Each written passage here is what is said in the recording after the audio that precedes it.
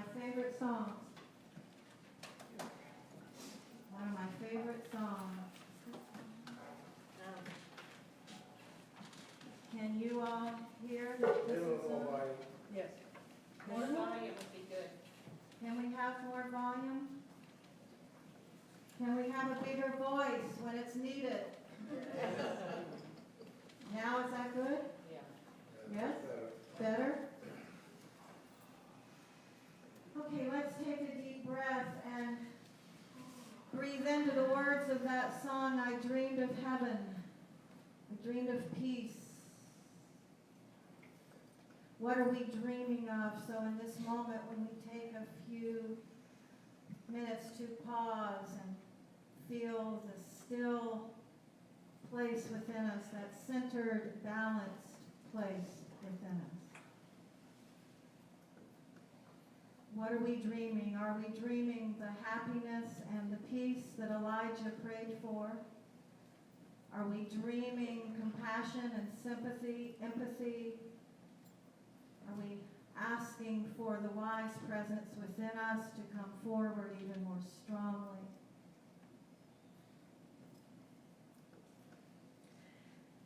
I invite you to listen to these words and this idea. It's a divine idea that you are a part of the stream of humanity, walking together, finding ways to carry the lamp of wisdom and courage and compassion through difficult times. So I ask you to take another deep breath.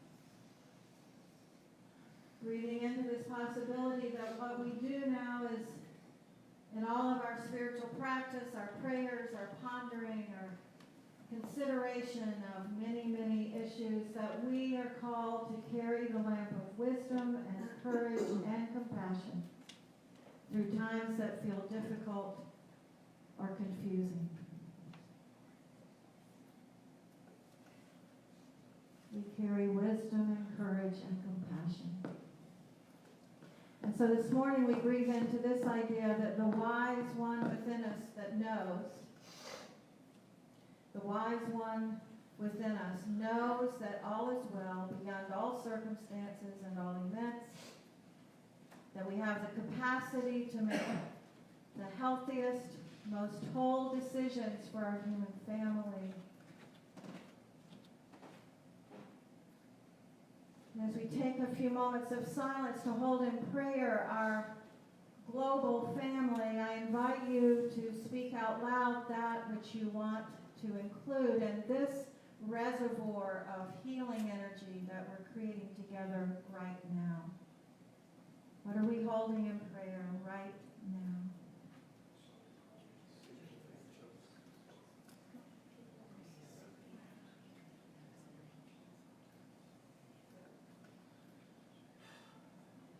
Richard.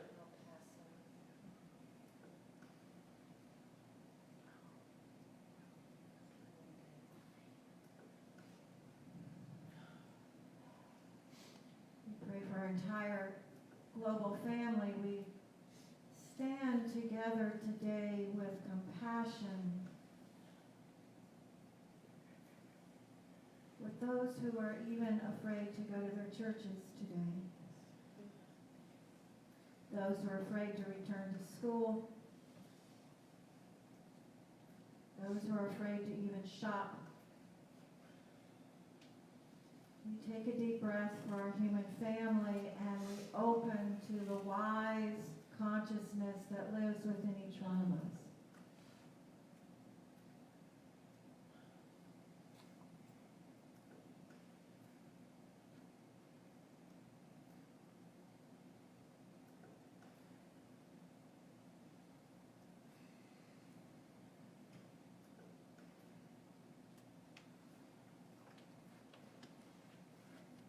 Peace, peace, peace in our hearts and in our minds, this moment, this day, this week, this month. In this now moment, we call forth the highest consciousness. In all of our decision making, in all of our words, our actions, our responses, we call forth peace.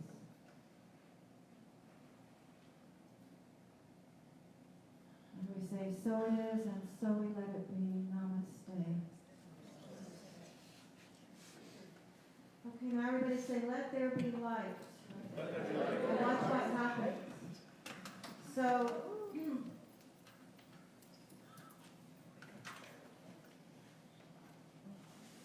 I have this idea within me that it really is true that in a moment, in the twinkling of an eye, we can all be changed. I have that idea in my consciousness, and it feels true. It feels true to me that transformation does not have to take a long time. And it feels true to me that old grievances and old fears and old beliefs can be transformed in the moment, in the twinkling of an eye. It feels true to me that we have the capacity to know how to move through these days that we're in and tap into the wise consciousness that's within each one of us. And I'm also aware of the reality that it only takes one person cutting me off in traffic for me. So we want to be truthful with ourselves, and we want to assess truthfully all the time, and that's what being called to the inner work does. We come to a point where we just don't get away with nothing. You know, our wise one within will say, "Ooh, you were too quick to raise your hand and wave at that person." You know, "Ooh, you were too quick when you had that thought about how that person was not worthy of your loving attention." So I am very clear that we are practicing being saints in a world that doesn't make it easy for saints, right? So we are taking on a topic right now, the wisdom of our difficulties.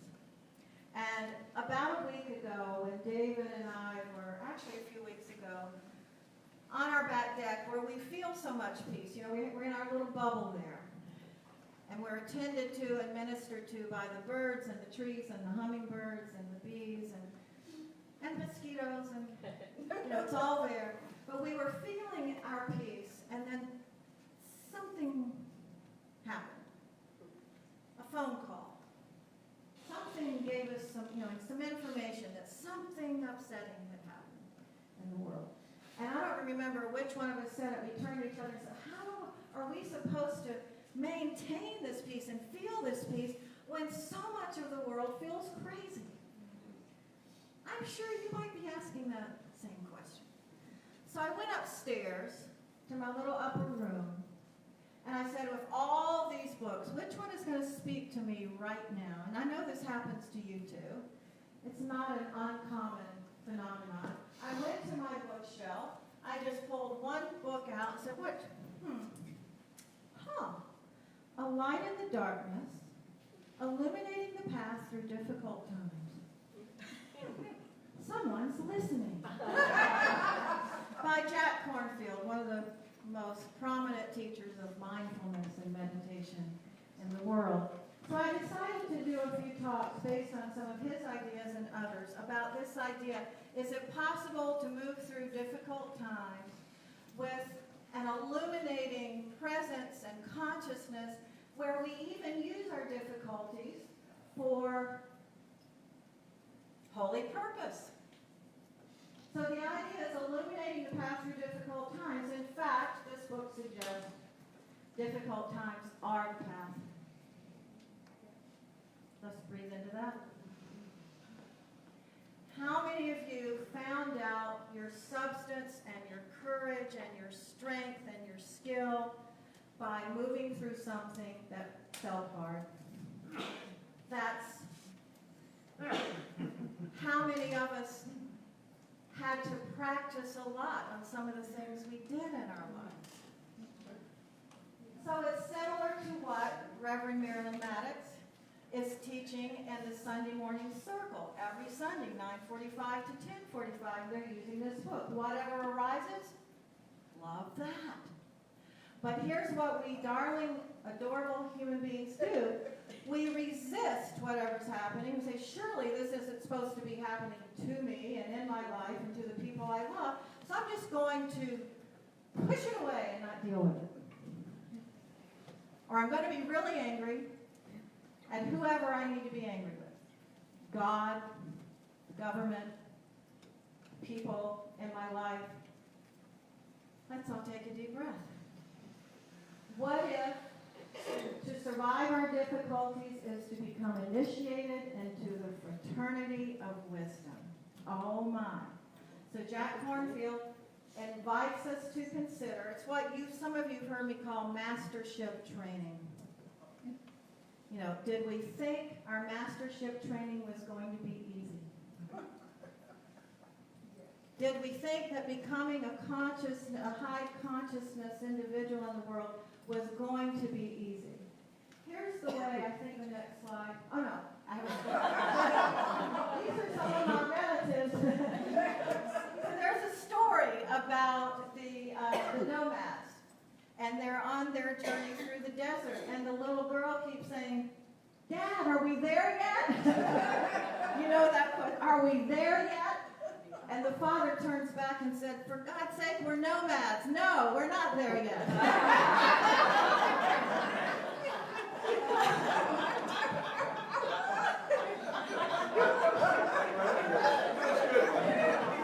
Now, here's the idea. We're kind of like nomads. And we're moving through this journey. We're sort of all walking each other home, really, into awakened consciousness. And sometimes, Maureen, you remember more deeply than I do about the magnificence of who we are. And perhaps sometimes I remember more than you. And we remind each other, right? We remind one another that we're making this journey towards awakening. We're making this journey to know how to really express heaven in this third dimensional earth plane. We are making this journey, and no, we're not there yet. Except we are. What? In the outer expression, we're not there yet. But on the inner, the wise one, the holy consciousness, the holy of holies, the sacred awareness, that's intact within each one of us. So are we there yet? We're there yet. In the higher perspective, we are there. In the earth perspective, we have some work to do. So, the Buddha says there is praise and blame, gain and loss, pleasure and pain, fame and disrepute. Did you think this would not happen to you? How many of you have had difficulties in your life? How many of you have felt your heart broken? Please keep your hand up. Everybody look around. Everybody look around at the hearts that have been broken, that of the sadness and the sorrows, of the feeling of loss, the feeling that our world has shifted forever, the feeling of maybe we won't be able to come through this, whatever this is for you in that moment, and yet you have. And that's what I want us to remember, and I'm preaching to myself, that I have moved through many valleys of the shadow of death. I've moved through many moments of loss that felt my heart would break. But here's the great thing about broken hearts. Opens up a space that can never close again, and you can see through that chink to the light. I know that with every cell of my being. So, the scripture says in Romans, "Be not conformed to this world, rather be transformed by the renewing of your mind, that you may prove what is that good and acceptable and perfect will of God." To put it in modern terminology, we determine next right and perfect step. What is the will of God? What is the will of, we might say, what is the will of love? What is the will of higher perspective? What is the will of God consciousness? What is the will of love? What is that going to look like? What's that going to sound like? How's that going to be stepping into the next action through that compassion, that love, that empathy. I woke up at 3 a.m. this morning thinking about the Hispanic community going to their churches today. Just holding all of that in love, holding all of that in compassion, not knowing what is the absolute next right and perfect thing, but what must they be feeling? Just bring it down to that place. The point is, sorry to tell you, we keep practicing. We don't stop practicing. A few of you in this room, and some who aren't here today, I've gotten several phone calls in the last few weeks of people feeling like they were in crisis, what I call standing on the edge of the abyss and peering in. And I've been telling myself and people I'm talking with, you better be doing your spiritual practice. And if you're not doing it, you better get one. This is the moment. You know, Marianne Williamson said it the other night. She said, the days of data collection are done. You know, we've read the books. If we're not practicing, we're going to have more difficulty going through the times that appear to be difficult. So I'm just suggesting that we keep practicing, transforming our minds. So there are assessments that we do to determine, how shall I practice now? And how am I doing? And gee, I thought I was awake. I come to Unity Church. I thought I was enlightened. I make my donations. I volunteer. I show up at the event. I say the affirmations. I read the daily word. I'm done. I'm good. Well, let's do an assessment. Any of you who've heard this, please don't shout out the punchline. Or points will be taken from your overall score. Let's take a deep breath. We're doing an assessment. How are we doing in our awakening? If you can sit quietly after difficult news, if in financial downturns you remain perfectly calm, if you can see your neighbors travel to fantastic places without a twinge of envy, if you can happily eat whatever is put on your plate, if you can fall asleep after a day of running around without a drink or a pill, if you can always find contentment just where you are probably a dog.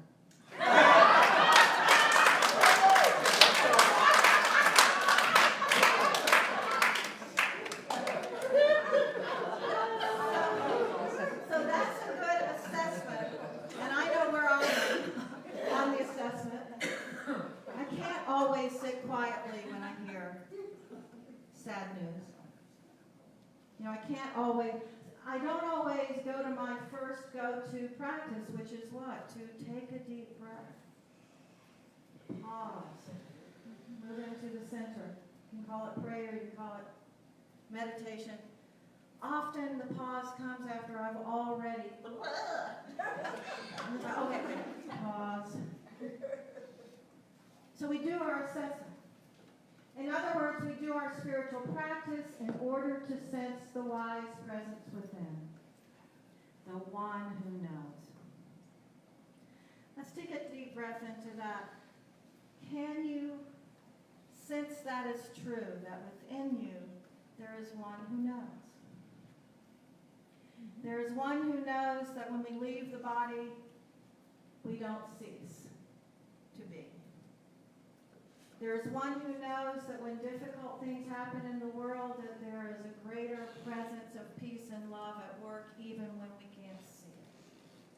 There's one who knows within us that beyond any diagnosis, beyond any financial downturn, beyond any relationship difficulty, that there is peace within us that takes us through the valley of the shadow no matter what is happening.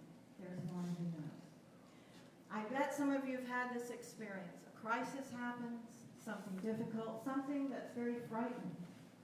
And after it's all over, you will hear yourself say, I just felt this calmness. I felt this peace. I don't know how that happened. I just moved from one decision to the next, and I was able to maneuver my way through that. I don't know how that happened. Well, let's reveal the secret. We allow the wise one who knows to come forward, and we put the panicking mind in timeout. And we transform and renew the mind in that moment. Because what we come to realize is, I didn't need to panic.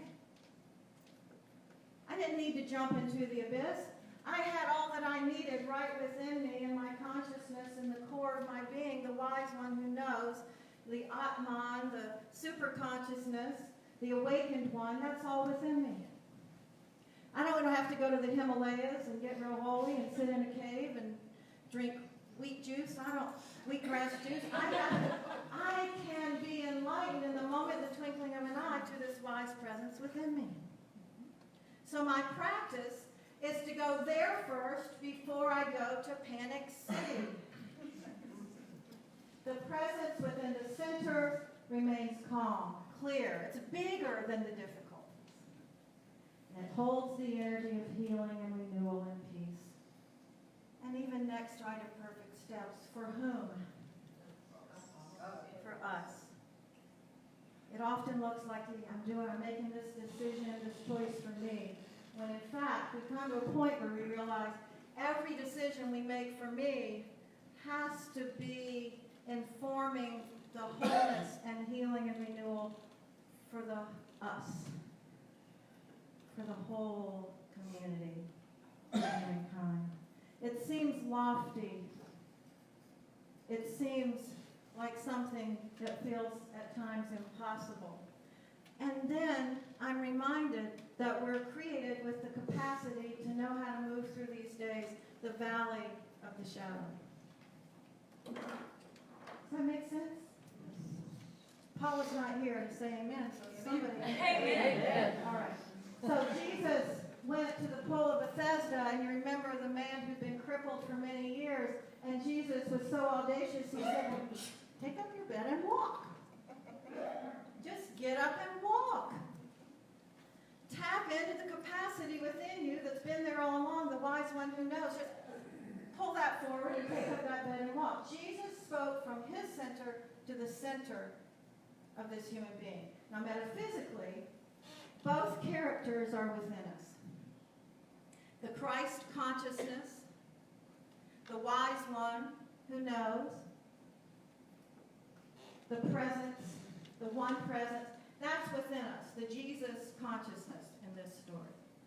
But also within us is the crippled consciousness that says, oh my God, the world's crazy and it's all never going to get better, and where can we run hide, and how can we get through this? And the higher consciousness, the wise consciousness, the Jesus consciousness says, pick up your old beliefs, take them over to timeout, get rid of that old bed that you've been laying on. It's full of bed bugs anyway. And walk towards the next part of your awakened consciousness. There's going to be fresh sheets, fresh towels when you get there. We are in charge of speaking from higher consciousness to the fear consciousness. We're the ones that get to do that. And you may be all alone when the abyss shows up. And you may feel alone when it feels too hard. We need to remember that we have thousands of years of surviving consciousness, the ancestors that preceded us. We have all of that on which we're standing. They survived through some really hard times. And we have all that within us. We have that within us. So here we are. How do we move through? How do we feel peace in a world that feels crazy? And how do we use our difficult times as the light in the valley of the shadow? We love whatever arises. We look around us and realize I'm connected with the people whose policies policies I don't agree with.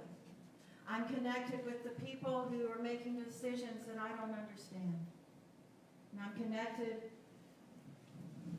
with the people who left their bodies in El Paso, but I'm also connected with the shooter. And there's just nothing I can do to get around that.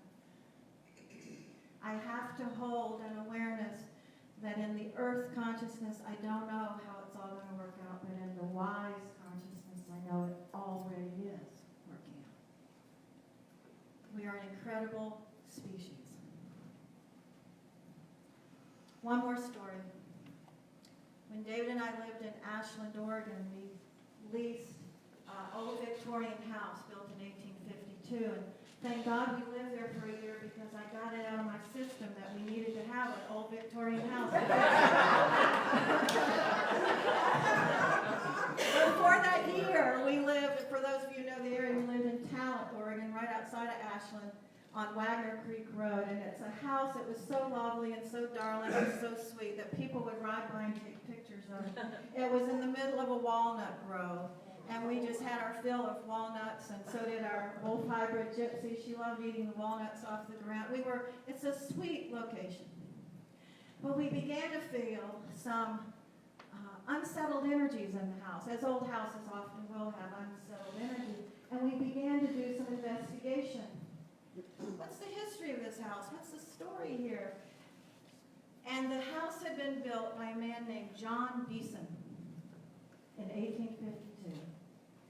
And I Googled John Beeson, what are the odds? Maybe something will come up. And a little book pops up from the 1856 or so. And he wrote a little book called Plea for the Indians. Plea for the Indians. And so I went to the library, and they actually had a copy.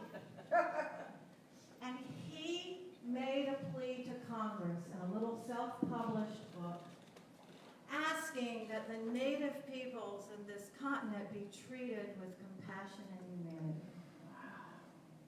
And he went to Abraham Lincoln. And Abraham Lincoln said, as soon as we get through this slavery thing, I'll address this. This man had over 1,000 acres in the valley, and he opened up his 1,000 acres to allow the indigenous people, the Klamath people, to come and overwinter on his land, to hunt and to be safe. Why? Because Indian children, you could make $5 a head for killing an Indian child, and $10 a head for an Indian adult. Let's take a deep breath. This is the history, just one example of the history of what our government thought was okay to do. Governments are made of people. And sometimes people make decisions that create consequences up the road that are hard and painful for everybody. The Indians overwintered on his property. A lynch mob came after him for doing that, and he left the valley for 20 years until it was safe to come back. There's more I could tell you, but that's enough to take in for right now. There's more I could tell you of the inhumanity against indigenous people who happened to be on land that other people wanted. So here we are making our assessment. Are we willing to move through the difficult times, knowing that we have within us a wise consciousness that hasn't been fully awakened on our planet yet? And we'll just talk about our country. It's not fully awakened, our consciousness of this idea of oneness with all people. And each one of us in this room, I know it, me included, we have history in our own generations that is begging to be transformed. Please, God, help us do that. So we take a deep breath, and we give thanks that we are able to speak freely in this place about the assessment of our spiritual consciousness and where we are in the world with making our decisions out of that spiritual consciousness that includes the harmony and the peace that Elijah prayed for. Let it be so. Namaste. Namaste.